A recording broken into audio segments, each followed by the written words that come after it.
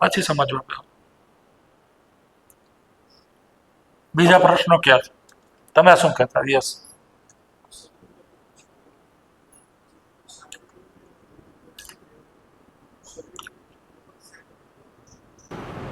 એક બેનનું ઓબ્ઝર્વેશન કે મારું થ્રુ આવવું છે. થોડુંક જોરથી બોલો. શું? જે લોકો ડિસેબલ છે ને, હા, જન્મથી એ લોકોનું શરીર પણ એ રીતે સેમ, હા, શરીરનો ફેસ સેમ દેખાય એમ. બધા ડિસેબલ એક સરખા લાગે છે? હા, એવું છે. એવું ના એટલે એવું ઓબ્ઝર્વેશન બેન કે મારે એવું ઓબ્ઝર્વેશન મેં લગભગ 3-4 જગ્યાએ આવું જોયું એમ. હા. ડિસેબલ કેમ જન્મ્યા એ લોકો? કલાય પ્રશ્ન. તો એ જીવન એની રીતે કેમ જોવા મળે? હા, એ શરીર તો એ જીવન એની સાથે જોવા મળે.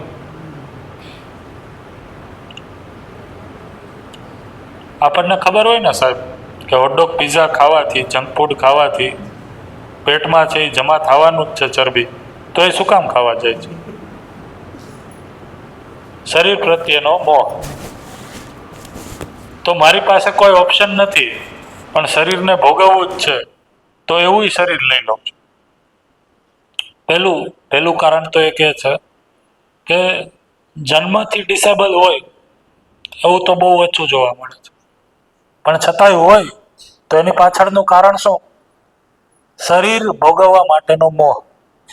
એ મોહ જેટલો ઉત્કટ છે એટલું હું કોઈ પણ શરીરને ભોગવી લેવા માટે જન્મ લઈ લઉં છું. હા, હા,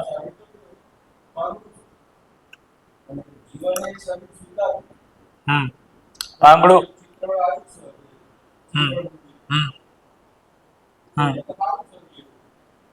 પણ સારું લેવાનો અધિકારી કોણ છે? જેની સંસ્કારોની એ સ્થિતિ છે જ. એ કીધું ને હમણાં. હા, હા, ઉપર તો જે ગયો જ નથી તો એ તો ભ્રમિત જીવન પૂર્વક ભ્રમિત જ છે. તો એ ભ્રમિત સ્થિતિ પૂર્વક જ નિર્ણય લે છે. તો ઇન્દ્રિય સંવેદનાઓ વશ જ નિર્ણય લેશે. એટલે કે એને શરીર જેટલું ભોગવવા મળે એટલું ભોગવી લે એ જ નિર્ણય લેશે. તો સંપૂર્ણ શરીર ખરાબ છે એવું તો નથી. ધારો કે પગ ભાંગેલા છે, ખાઈને તો સુખી થઈ શકીશ? પગ સારા છે, આંખો સારી નથી, ખાઈને તો સુખી થઈ જઈશ? કાંઈક તો સંવેદના ભોગવી લઈશ. તો એ જે મોહ છે જેટલો વધારે એ વશ લઈ લે છે. આમ બીજું એ છે કે બીજો કેસ એવો છે કે જન્મથી શરીર એવું છે એવું નથી, પણ મા બાપના અજ્ઞાન વશ છે એવું શરીર થાય છે. તો એ કેસમાં તો જીવન છે એ બિચારું શું કરે? શરીર લઈ લીધું. જીવનની એ સ્થિતિ તો છે જ કે એ યોગ્ય મા બાપ સિલેક્ટ ન કરી શક્યો, કારણ કે એની સ્થિતિ એટલી એ નહોતી કે હું એના માટે શરીર માટે જે સાર સંભાળ રાખવાની જરૂર છે એ રાખું, જેથી કરીને ખોડ ખાપણ તો ન થાય. અત્યારે તો હવે ગર્ભમાં જ ચેક થઈ જાય છે કે કોઈ પણ ટાઈપની ખોડ ખાપણ છે કે નહીં, અમુક મહિના સુધીમાં જ અત્યારે તો એ ચેક થઈ જાય છે. પણ ધારો કે જન્મ પછી કોઈ ખોડ ખાપણ થઈ જાય છે, ધારો કે કોઈ રસી અથવા તો XYZ જે પણ હોય એના કારણે ન થયું, એ તો મા બાપનો જ વાંક છે.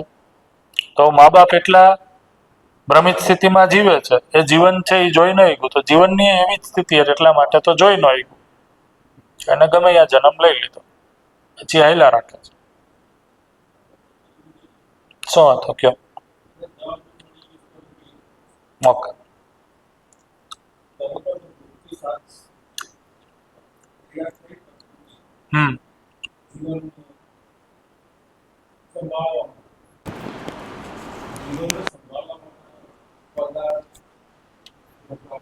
પ્રાણ જીવ.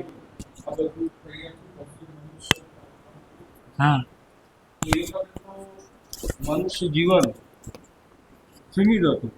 અત્યારે તો વસ્તી વિસ્ફોટ થાય જ જાય છે, તો નવા જીવન ચોથી આવે?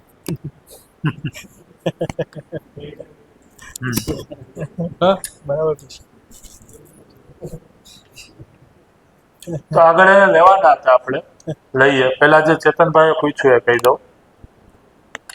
તો મારું તો એવું કોઈ સ્ટડી નથી કે જેમાં બધા જ ડિસેબલ્ડ લોકો હોય લગભગ એક સરખા દેખાતા હોય કે એવું કાંઈ. અને દેખાતા હોય તો એનાથી કાંઈ ફેર નથી પડતો. એકચ્યુઅલી આપણે છે એ જ્યારે અસ્તિત્વનું અધ્યયન કરવા જઈએ તો અસ્તિત્વમાં જે સમાનતા છે એનું અધ્યયન કરશું કે અપવાદ છે એનું અધ્યયન કરશું? તો અપવાદ છે એને સ્ટડી આપણે વ્યવસ્થિત કરી શકશું જ્યારે આપણે સમાનતા શું છે એને જોઈ શકશું ત્યારે. તો પહેલા તો જે સહજ છે, જે બધામાં સહજતાથી દેખાય છે, એ સ્થિતિનું અધ્યયન કરી લઈએ. એ સ્થિતિનું વ્યવસ્થિત અધ્યયન થઈ જશે ને તો મારી ચિત્તની, વૃત્તિની, બુદ્ધિની સ્થિતિ એ હશે કે જે હું અત્યારે શરીર સાપેક્ષ ખાલી જોઉં છું એનાથી વિશેષ આગળ થઈને જોઈ શકીશ. તો આગળ થઈને જોઈ શકીશ તો આવા અપવાદો કયા કારણોસર આવ્યા એ ખ્યાલ આવશે. એનું કારણ તો એ જ છે, જીવનની સ્થિતિ જ કારણ છે મુખ્યત્વે. પણ એની સટીકતાથી હું નહીં કહી શકું. શું કામ? કારણ કે એના માટે મારા જીવનની સ્થિતિ હોવી જોઈએ કે અસ્તિત્વની આવી ઘટનાઓને હું જોઈ શકું. બરોબર છે? જે થાય છે એ નિયમથી જ થાય છે. અસ્તિત્વમાં કોઈ પણ વસ્તુ નિયમપૂર્વક જ છે, નિયમથી વિરોધમાં કાંઈ વસ્તુ નથી. તો અત્યારે જ્યારે હું અધ્યયન કરવાનું સ્ટાર્ટ કરું છું, સમજવાનું સ્ટાર્ટ કરું છું, તો હું એવી વસ્તુઓને સમજવાનું સ્ટાર્ટ કરું જે સહજ છે, નિરંતર છે. બરોબર? અપવાદોને છે એ પછી સમજીશ.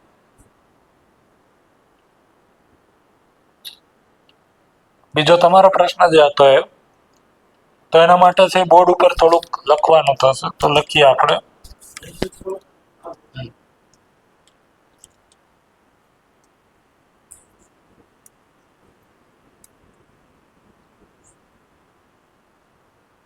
તો આને આપણે એ રીતના લઈ શકીએ.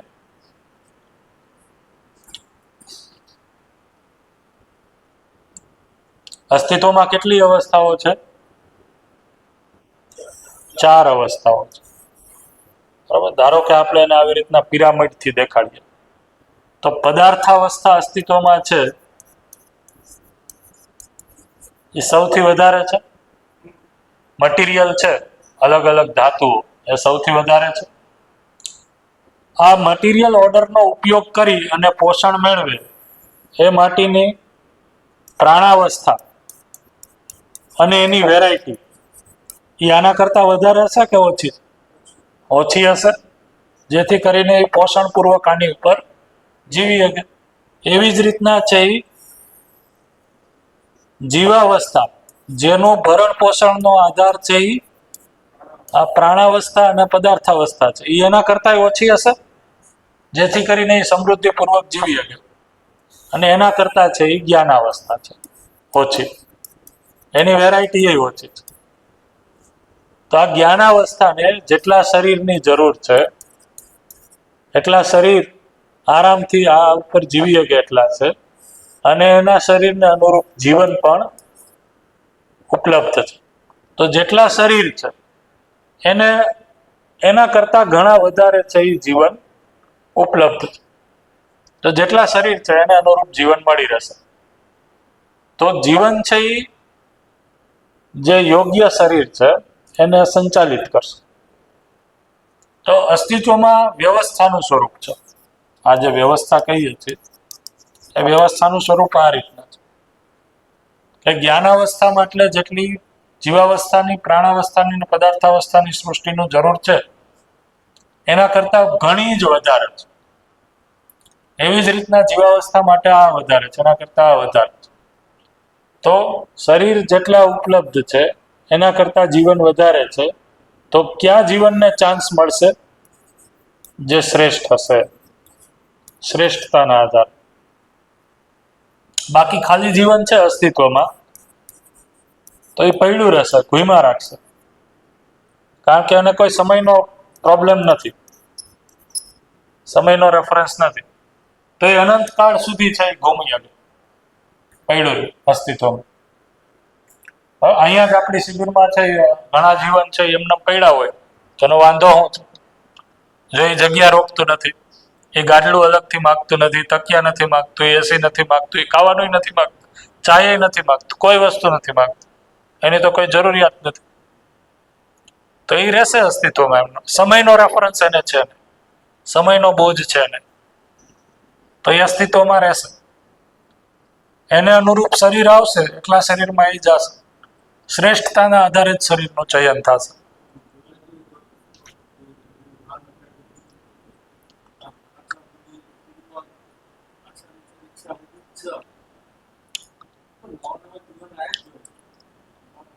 નવા નવા જીવન નથી આવતા, જીવન એટલા છે જ.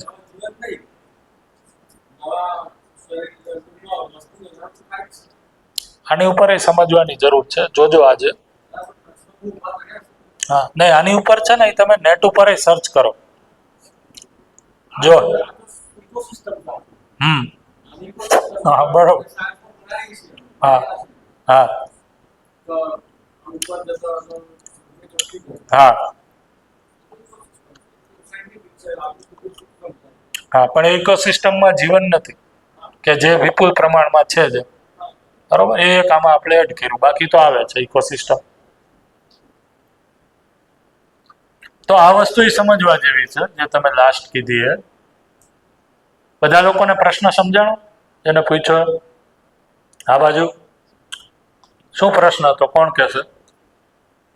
પ્રશ્ન શું હતો? બોલો. મારી કઈ 1 to 1 શિબિર અહીંયા નથી થતી, તમારી યારે થાય છે. હા, તમે સાંભળો છો કે નહીં? પ્રશ્ન શું હતો? કોણ કહેશે? હા બોલ. ગુડ.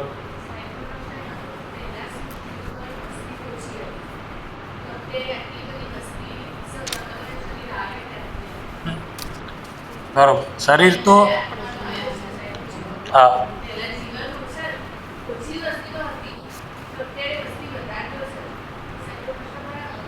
એ તો પતી ગયો, એનો જવાબ આવી ગયો. બીજો પ્રશ્ન શું છે? હું આજ સમજો તો બીજો હું કાંઈ તો ભૂલી ગયો. હા હા સેમ જ હતા બંને. બીજો પ્રશ્ન હતો. હમ. હા એ તો મેં પહેલો પ્રશ્ન હતો પણ બીજો જ મેં પૂછ્યો. હા તો પાછો યાદ આવ્યો એટલે કહેજો. તો એનો જવાબ એ રીતના છે. કાં તમારે કાંઈ કેવું?